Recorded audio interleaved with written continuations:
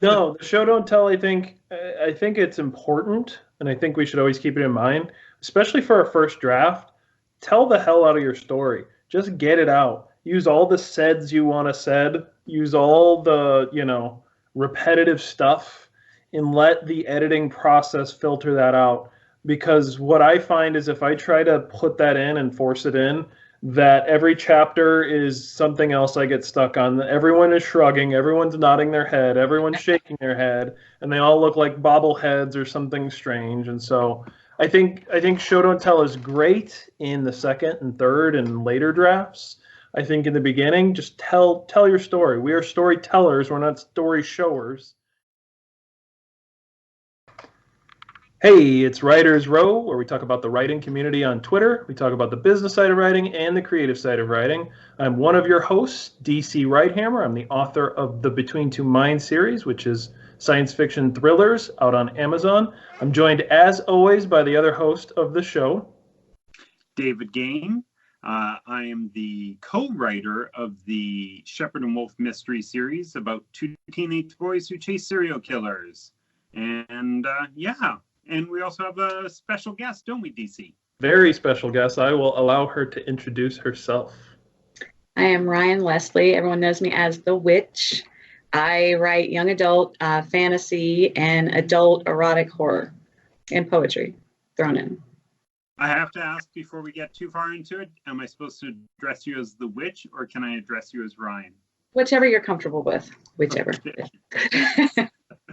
We'll bounce back and forth. Yeah, most people call me the Witch, so whatever you want. If people like what they've been seeing on Writers Row, make sure to give this video a thumbs up, subscribe. The Witch wants you to subscribe, not just us. Definitely. So subscribe, thumbs up, comment down below on things you want us to talk about, and comment on this video, please. Yeah.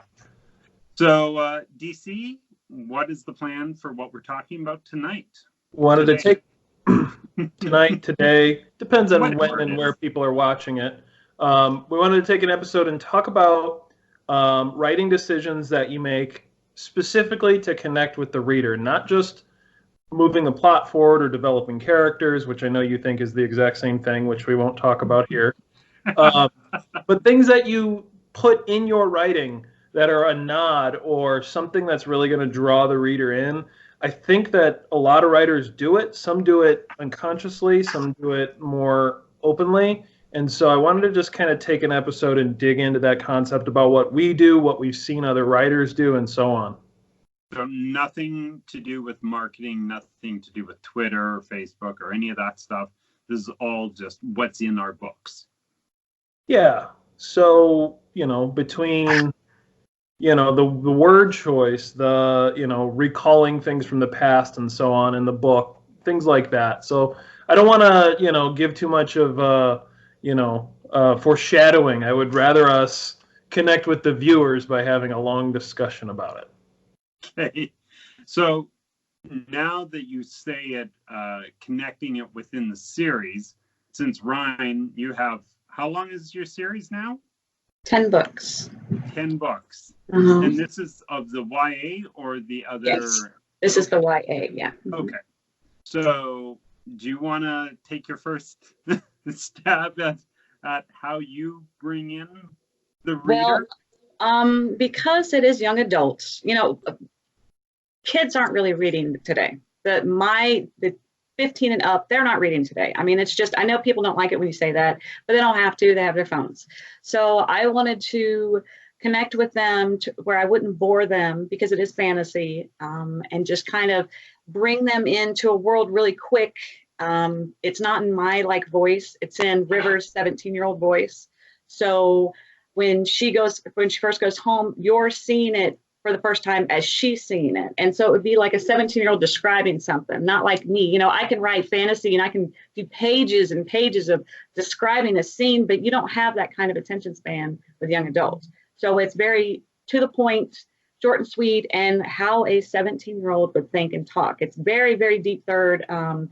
Even the way she thinks is how, my heathens talk and, act. They're teenagers. And I wanted to really them just pick it up and go, okay, she understands. She knows what I'm talking about. No bullshit. Yep. And you know, we just get right to the action. It's a very fast pace. River's reactions to things are quite hysterical because she is put into this world that's sort of backwards and stagnant, and you know, she doesn't have anything with her. They don't have her, she can't check her phone, and suddenly she's kind of like living in a prepper thing. And you know, she's not into that. So it would just be her, how you would, if I took my kids and we just lived off the grid, you know, that would not go over well. And so her reactions to it are quite, you know, they're quite hysterical. And I just wanted it to put you right in that position, but I don't want to bore you and put in a whole bunch of stuff that you're just like skimming through. I don't care about this. None of this is important. Every single sentence has a purpose. There's no, you know, there's just no lull or anything. I don't know if that answered that, but yeah, that's kind of my mindset. Okay. So the other question I have then is, when you look at, like, how long are your books? They're probably, I think River is like 100K. Okay. Okay. So it's a meaty book. Yes, it's quite meaty. Yes. And that's the trick though, right? So that's quite a big book. I think Fate, the second book, is like 96. So, and Fate takes place over 13 days. So the first 7 chapters are all one day. It's very fast paced. You don't realize how big it is because it is so fast paced. So many things are happening. But yeah, that, you know, I know that, you know, teenagers are going to hesitate with that because it is the length, but the teenage readers I have had said they have read it in one sitting and they can't put it down. So I think that's encouraging. Nice.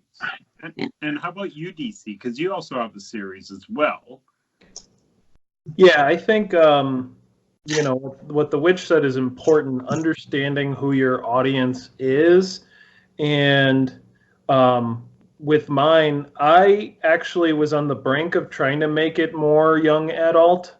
But when I got done with the first draft, there was so many story decisions and important plot points that I kind of had to abandon young adult as a possibility, and so I had to shift my focus more toward, I don't know if it's new adult, I don't know if it's, you know, getting even older than that.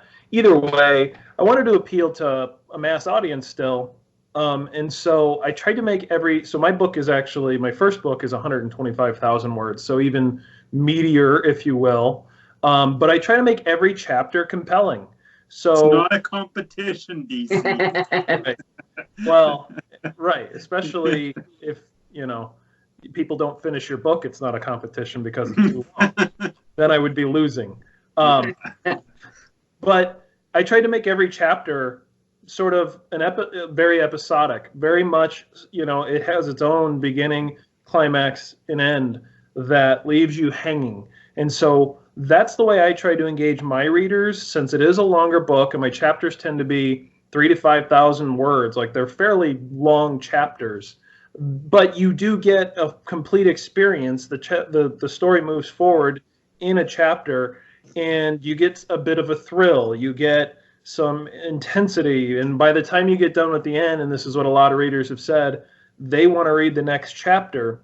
And the way I write my series, I alternate between stories in an interleaved narrative. When they start the next chapter, they're with a different character, oftentimes in a different place in the plot. And so they're getting a new episode. So it's very episodic. And that was kind of how I tried to connect with my readers, is give them something that's intense and interesting, and then shift gears on them and make them wait to learn what happens next in that storyline. And so really building up the suspense over I had 31 chapters in the first book that are all very long. In the second book, I was down to 26 chapters, but again, they're even. Okay, I'm just gonna write that. How many chapters is yours, Ryen? Every book is 20 chapters. 20? Okay. Oh, so those are also long chapters as well. Some of them are long. Some of them are only one page. It's, you know, it varies, but every single book, 10 books, 20 chapters each. I don't vary from that. There's a quote or a poem in front of it. How I take care of the, you know, when you have a series, you've got to kind of remind the readers of all that stuff that happened. And I find that very boring. So I have done a personal letter, like River is writing in her diary, talking to you, and she catches you up and it's kind of funny and how she words it and stuff like that. Because again, this is all in her mind and stuff like that. And I'm hoping it'll work. I've started it with Fate, so we'll see how it works. Okay. So, and I'm always asking about chapters as well, because, for example, ours, we have, I don't know, well, I think we're around like 80 to 90,000 words over the different books. And we have maybe 120 chapters. So some of ours are like 1 page, some are 3-4 pages. I'm noticing on our 4th book, some of the chapters feel longer than normal. And I don't know if that's just the way it is or whatever it is, but same thing, because it's a YA novel, just quick, short chapters, in, out, and then move on to the next story beat. And I love doing it. I find that kind of pace is kind of fun, because you always add a bit of a hook at the end, and then it carries on to the next chapter, right? And the 2 things we've been always told are, we're good for reluctant readers. So somebody who doesn't really enjoy reading seem to pick up our books really well, which we never intentionally did it, but now that we know that we are doing it, we think about it a bit more. And then the other thing is that we're really bingeable, which kind of sounds like yours as well, Ryen, which is that we've been told some people will sit in a bath and read our entire book, which I do not think I would want to be in a bath that long. So. A little bit to get out of that. Yeah, I think you'd be a little cold and a little shriveled. So, but yeah, so the short chapters, the fast pace are number 1 and 2 kind of options that we do when we're writing our series. And then I never think about the language as a reason for the audience to connect with the story, but we always think ours is told first person from a teenager's point of view. So, you know, he's going to choose certain words that maybe, you know, an adult's not going to use. The only thing that we try and avoid is too much slang that's too new and too fresh, because it gets old so quickly. It doesn't age really well. Okay. Even, you know, we used I think Snapchat in the first book, and now it's already feels old and aged and everything like that. So things pass through so quickly. So we try and avoid that as much as possible. But yeah, those are the language we think about, but we don't think about it in the terms of drawing a reader in, which is kind of what this discussion is about. So what is the age of your main? Our boys? Yeah. Well, how old are they? They started when they were 16, I believe. Mm-hmm. And yeah, now they are 18. Yeah. Book 4 is they are 18 right now. Yeah. Okay. That's cool. Yeah. I do keep in the slang. But mine takes place in 1 year, 2017. So, you know, I was able to get around that. I do use the slang and, you know, the language, and, you know, River is the nicest book, and they get darker and darker, and the language gets even more colorful because other characters come in. I mean, kids cuss. I mean, they say the craziest stuff. And, you know, things obviously we adults wouldn't say out in public and whatever. And I kind of cross all those lines. It is, I would say it's 15 and up. I know younger kids are going to read it. Adults really enjoy it. But, you know, we had debated on putting like a thing on there, you know, excessive use of language, you know, just kind of a disclaimer. But then we decided not to, because everyone knows me as the witch, and, you know, I'm very dark anyways, and I already use all that language. So it was just hope that it would be assumed that the writing would, you know, be like that. So I don't know. It does get ugly. Well, and I think what you're saying is you're writing young adult. However, you're also challenging your readers to some extent and challenging the genre to some extent by trying to be at maybe the upper edge of young adult. Maybe, yeah, I mean, 15-year-old, they're all using the words like to say that, but typical YA would not market that, or they would kind of go against that. Yes. But I think we need to think about our readers as real people, not just a number in a demographic that would pick up your book. And in doing that, for instance, in my books, that, I try to be subtle when I'm referencing things in the past, instead of overtly saying, hey, reader, remember that thing that happened in chapter 4? My cat's really excited about that thing. Instead of like saying that, like I will allude to it in 2 or 3 sentences, like talk around it. And then there's a process with that, because I would give it to my editor and she's like, you're so vague, I don't know what you're talking about, and that's bad because I know your series. Like, okay, I need to not be as vague. But the whole point of it is to have a lot of respect for your readers, that they actually are thoughtful people. They're going to dig into your work and they're going to get something out of it. They're going to pay attention. And some of that nuance is going to, it's going to simultaneously give a really good experience for people who are digging into this stuff and trying to get to the meat of your book. It might turn off people who are like, I don't know what's going on. I pick up a chapter a week and I'm kind of lost. Like, yeah, you might lose some of the people, but by challenging them the way I do, I think I'm going to get a higher quality of reader. I'm going to get people who are more invested in the story. And that's kind of what I've found. I find the young adult, it took me so long to sell River because the young adult genre was so, it's got to be a certain way. And so, I mean, most people would say it's new adult, but, that doesn't really have a lot of, strength behind it. And I had a lot of interest in River before I settled on the publisher that I was with. But it was all the same. Take 90% of the cussing out, or these situations are, too dark, or teenagers really don't talk like that. And I was just, every time I tried to, get her out there, young adult was like, no, you can't market her like that. It's too realistic, seriously, all the cussing and stuff like that. And I refused to curb any of it. I didn't sugarcoat any of it. And I just kept looking. And I know that that's going to be, sometimes that's an issue. I have had some younger readers that I wouldn't recommend that they read it, but they did.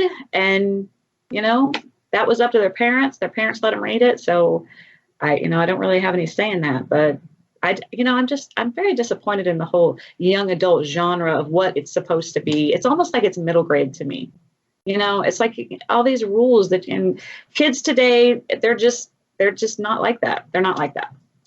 They're very open and, they see everything. There is no filter. They've seen it all. I guarantee you they've seen stuff we've never seen. So, yeah. I mean, I don't know. I'm the same way, where it was, because we self-published or worked with a partnership publisher. And so we did whatever we wanted to do. We didn't push the language as far as we could have, but I don't really, there's occasionally a couple of times where like, really wish we could have said the F word here or whatever sort of thing. But the funny thing is the people that always push back are older adults. Yeah. They'll be like, oh, that's a little too violent, or, oh, teens would never do that. And I'm like, teens are the ones who are fine with this stuff. It's always the other people that have an issue with it. So I never get that. I never get that. But that's it's also the parents that, still think their, kids are like angels and, not really paying attention to what they're actually doing. If you just actually took your teenager's phone, without them knowing it, where they have a chance to erase everything, most parents would be surprised by what they actually have on there. I think I'm pretty relaxed with it and stuff like that. But sometimes I'll look at my son's phone and I'm just like, what the hell? What happened here? He's like, you know what? We're just not even going to talk about that. And I'm like, okay, great. That's great. So is there anything else you guys do in your choices of language or how you shape your stories or anything like that creatively that helps try and like bring your readers in? Well, I was going to mention there's a couple of things. The letter that the witch had mentioned to catch people up. I did that in my second book as well, where I was literally talking to the reader. It said something like, "Hey," and then it was the main character like describing what happened and why they were going to read what they were going to read, to kind of cue them in. So my second book goes back and forth between first and third person, which is not easy to accomplish well. And so I had my editor and I came up with a letter at the beginning that says, "Hey, some of the things you're going to read are from my perspective, the main character, and some of them are from other people's accounts." And so it sounds strange, but it'll all work out in the end. And then that letter ends on an M dash, basically saying like, something happened to the main character. And so sucking them in right away, picking up where we left off. And then I think just creatively speaking, giving them enough description, but letting their imagination run with it. Mm-hmm. I had a chapter, and I think I talked about it on the show before, where there's actually a very intense, very challenging and inappropriate scene.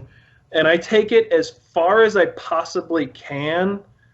It's a power figure taking advantage of someone who's not in power, and I take it up until the very, like, the reader has to be like on edge, and then I resolve it in a way that I draw it out long enough to let their mind kind of run with it and think the worst, and then I end it in a way that I thought was still bad, but it ended in a way that people can kind of rally around and kind of feel okay that they took their mind to this dark place, and it ended well enough, is kind of the way I'll put it. So I've already forgotten the question. I was so caught up in your story. I was like, now I'm wondering what's happening with your characters. Now I got to read it. Well, that's book 2, right? So my plug was effective. You have to read book 2 and book 2. It was. It's very effective.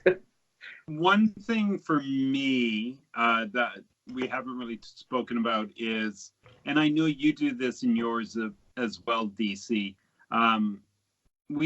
My writing partner and I, we've been at this 10 years, and we always were bad at doing the slow burn, building up to a thing, and that was always, people wanted something happening sooner. So when we started doing novels, I was trying to always push for something big to happen in the first couple of pages, and so all of our murders, we always tease with somebody getting murdered in that first page or first couple of pages. So I think that's probably our way to try and draw you in and try and trick you a little bit, like have you expect one thing and then try and catch you a little bit differently the next way. But so leading with the crime is always handy as well. So how detailed do you get with the gore? I always try and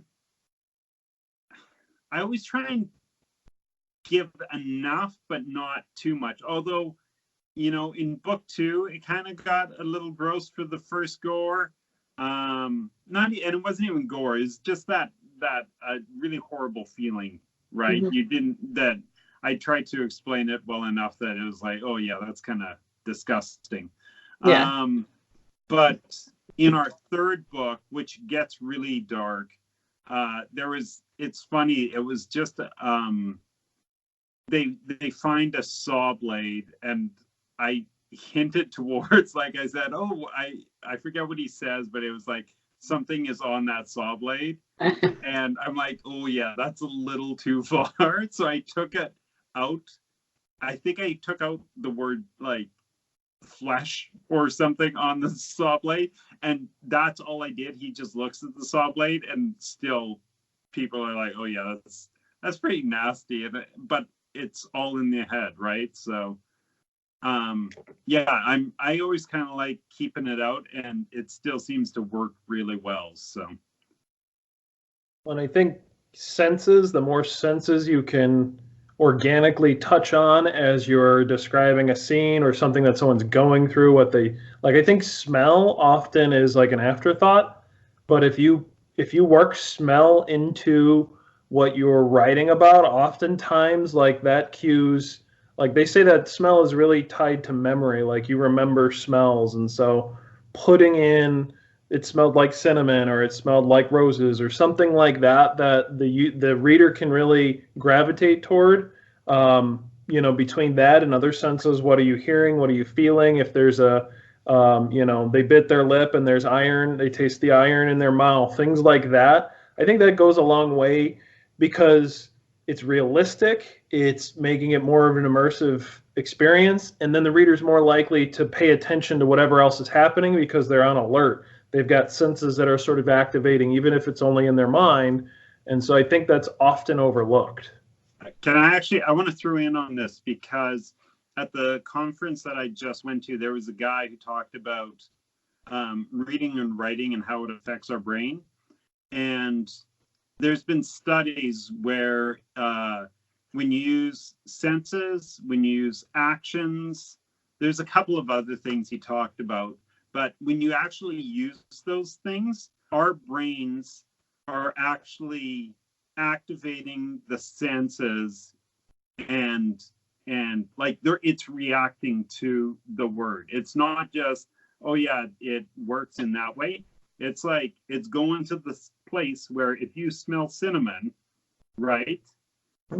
Reading the word cinnamon or saying he smelled cinnamon is creating the brain or making the brain do the exact same, like lighten up those sensors in the exact same way. Or if you like say use active verbs in your writing and stuff like that, that will actually cue the exact same places that are like lighting up when you're actually running or dodging or whatever. So yeah, like it's and it actually works both ways. When you're writing it, it's doing the exact same thing as well. Mm-hmm. So I use the senses because River has power. Her and the fair body their senses are 100 times more potent than a human. So I use the smell and the sound always hit her, and because her element is the earth, she can like taste the earth when she smells the dirt. So I do go really heavy, really deep into the senses because it's one of her gifts. Because that always, growing up, that was always a thing that stuck with me when they described a smell, or even like cinnamon. Every time I smell cinnamon, I think of fall, right? I mean, that's what I think. So I really use those senses. I mean, that's one of the greatest tools I think you can do to really put them in there. Absolutely. Sorry, as soon as you said fall, I remember like the smell of the dead leaves. Like that's how quick it hit my brain. Well, and saying something like it smells like fall, like you can bring in the senses and you don't have to be specific with it, and you can so some people might think pumpkin spice if they hear it smells like fall. Some people might think it smells like football practice and there's a bunch of sweaty dudes just hanging out. Like if it smells like fall, that that kind of says it. And I mean the other thing too is I think again being more vague about it, like the orange red or the orange red and brown on the tree let me know the season was in full swing, rather than saying it was fall. Like you give the descriptors and then you make the logical conclusion, or help the reader make the logical conclusion based on the senses that you're giving them, what they're seeing, what they're experiencing, what they're feeling. And another thing with the senses, because I actually have a very sensitive nose. So, this thing with River, it's kind of like that, but everyone has their own scent and they mate for life, right? So their scent will match theirs. Like someone is vanilla, So then the other one will be, caramel, or, whatever I've put to it. Cherry, someone smells like tart cherries, and then someone smells like almonds. Her mate smells like almonds. So I totally even went that far with it. I mean, I went really kind of extreme at the senses, to be honest with you. I'm just having my brain is firing every time you say these words. I'm like, oh yeah. I want to get that checked out, Dave. Probably, yeah. If I start smelling burnt toast, right? That's the problem. Yeah, that's a problem. Okay. I was going to, here's probably one of the last things I was going to mention is the show don't tell, mantra that we're given all the time. And what does show don't tell really mean? And how much should you use it? And how does that play into dialogue tags? So I kind of wanted to just, talk about that for the last few minutes of the show, because that is, I think, a way people say they draw in their readers, which show don't tell. But I think it's a little more complex than just, putting in a few more action verbs and things like that. So actually, and I was going to mention David's first book, which I have read. You don't use a ton of dialogue tags in there, but it's full of action. Things are constantly happening, the story's moving forward. So I just, what was kind of going through your head when you opted for fewer dialogue tags, but yet you could keep the action still flowing? That was totally my editor, I think. No, I don't know. I'm always about, if you can cut something out, do it. Because it's all about, for me, story's always about action, right? You got to keep moving on. I also think that dialogue is an action, right? In my mind, or in my philosophy, that your story is always driven by what characters want, and the way that you get to your want and around the obstacle is to take an action, right? So you'll do something, somebody react to it, so then you have to try it either again or a different way or something else, right? So if you're thinking about the dialogue as just another way, you come into a room, there's a dude standing there and blocking your way, you can try and talk your way through it, you can schmooze him, you can flirt with him, you can do whatever that way.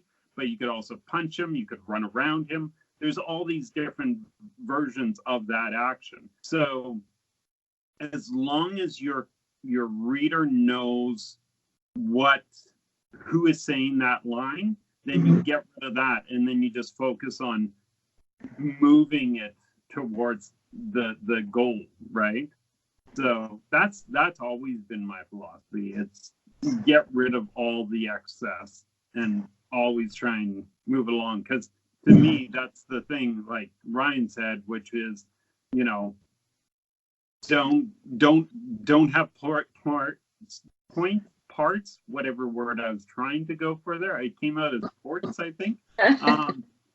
Don't have any of those things that people are going to skim over, because I'm the same way. If I'm reading it and then I'm starting to find that I'm skimming, and I didn't need it, then obviously I need to get it as tight as possible. And my daughter still tells me she gets bored in my books, so I don't know. Aw. But she still loves the books, but then she'll say, oh yeah, I was waiting for this thing to happen. So she's impatient. And The Witch, what do you think about show don't tell? I think it's a gift to be able to do that, in all honesty. I feel like I write so different than everybody else. My stuff is very, it's like to the point, action. The action is constant. And so how do you show what's going on without saying she went here and they did this? And plus, because I use all the senses, her reactions to everything, I've got to touch all of that, but I can't just say she smelled this, she heard this. So it's kind of like poetry, right? You got to make it flow and it's like you only use the words you absolutely need. Like, you don't like dialogue tags, but sometimes I have scenes where there's more than four people talking, so I have to use it. And it's like this. I don't know. I have like a compulsion with them, actually, dialogue tags, and I'm trying to get better about it. I'm trying to get better about not using them. But how do you do all that in still a way that it's not a police report. You don't want it to read like a police report. And I don't know. It's like each sentence is like poetry. I don't know. It's just, it's really hard. Sometimes I do get a little too show and not the tell thing. Sometimes, like my beta readers will be like, what are you talking about? I have no idea where are we? And then I'm reading it because, you read it so many times, you don't think about it and you're like, wait a minute. Oh, well, yeah, I guess you wouldn't get that, would you? And so I don't know. I'm very sloppy with it. I think I'm very sloppy, but I see it like poetry, I love writing poetry, everything, how does Twitter is the perfect way to do that. When you have the word prompts and you only have so many characters, how do you write something that's going to catch people's attention in such a little bitty space? That's actually a great practice. And so using the littlest amount of words as possible to say such a powerful thing. Yeah, I love those things. Yes, I do too. I think, what's that? How about you? The very short stories? No, the dialogue tags. Oh, Action. sorry. Nope, I lost it. No. DC fell asleep in the last portion. I didn't. I just didn't. I see how it is. I'm boring. I get it. I ramble. Too subtle. He was too subtle. I couldn't follow. No, the show don't tell. I think it's important, and I think we should always keep it in mind, especially for our first draft. Tell the hell out of your story. Just get it out. Use all the saids you want to said. Use all the repetitive stuff. And let the editing process filter that out. Because what I find is if I try to put that in and force it in, that every chapter is something else I get stuck on. Everyone is shrugging, everyone's nodding their head, everyone's shaking their head, and they all look like bobbleheads or something strange. And so I think Show Don't Tell is great in the second and third and later drafts. I think in the beginning, just tell your story. We are storytellers, we're not story showers. And so get it out. Afterwards, where is it valuable to show what's happening more so than just telling? And iron that out. Maybe you do need to swap out an action for some dialogue. Maybe you need to swap out dialogue for some action. And that's the way you're going to figure it out. If you just have this mantra of show, don't tell in your mind, it can become very much like a knee-jerk reaction. And again, you get these artificially moving action, pieces that are showing great, but your story, it's just clumsy. And if you would have just put I said in there, or he said, or she said, readers tend to gloss over that. And that's a way of just letting them continue on and move on rather than always saying he shrugged, he burped, he, whatever it is. Like, so I guess, end soapbox rant here, but, no, I really think, again, it's important. You just have to put it in the right place. So, and on that note, I think we've probably covered this topic enough, and we can move on to promotions, whether we want to promote ourselves or others. So, actually, I'll start with the witch. She gets to promote whatever she would like here, as long as it's legal. Really? I'm going to promote myself, man. River came out in June, and she's had some really cool reviews. I'm thinking Fate might come out before Christmas. If not, it'll be at the beginning of the new year. And then my third book will be out next summer. Also, go to ryanleslie.com and sign up for, I do a newsletter, but it's not boring like a newsletter. I send out musings on the first of every month and do stupid little tidbits that you don't need to know, but they're funny. And, go and show me your loyalty that way. And yeah. And to clarify, so River's book 1, you said book 2 is coming out. So now is the time to get into the series. Before there's a dozen books and people you said up to 10 books and people are kind of falling behind. So now's the time to get in. while you still can. So yeah, and I'm always doing like games on Twitter. I'm always cursing people with a copy. I'm going to do something really, really big come October. I'm going to do a really big contest. So, but it's only going to be for the people who've actually read River. I'm going to give away a pretty big prize. And then I'll do another one in December. That's an even bigger prize. You know, I love my beauties telling me what they love about River. I love connecting with people. I always talk to my people on all my social medias. I don't ignore them, my notifications. I'm going to do all that. So you want to talk to me, come talk to me. it'll be all in the description down below. So we'll get that. I'll talk to you. Awesome. David, what do you got? I don't know. Buy everyone else's books. That's my recommendation. Go buy the witch's books. And yep, you can go to Wright-Hammer.com and buy my books. And use promo code Carter for $5 off your first purchase. Wow. How'd you do that? I need to do that. I'll show you. It's a secret. Is it? But appreciate everybody watching. I want to thank the witch for coming on to Writer's Row. It was really exciting. We wanted her to come on, so I was really excited that she did. So really appreciate it. David, any last farewells? No, thank you very much, Ryen. I like Ryen. I'm just gonna go with that. That's okay. Yeah. So yes, thank you very much. Thank you, DC, again for doing this. You're like, he's the behind the scenes. Everyone doesn't realize how much work he does. Maybe they do, and they just, I'm unaware of it. I don't know. But yeah, DC is like, he does the editing and he does a lot of like contacting a lot of our people. And I just want to throw that out. I'm always telling DC I love his face. So I get it. It's a quality face. It works for what I need it for. So I appreciate it. There you go. Thanks, my witch. Thanks, everyone, for watching. We'll catch you next time. Bye.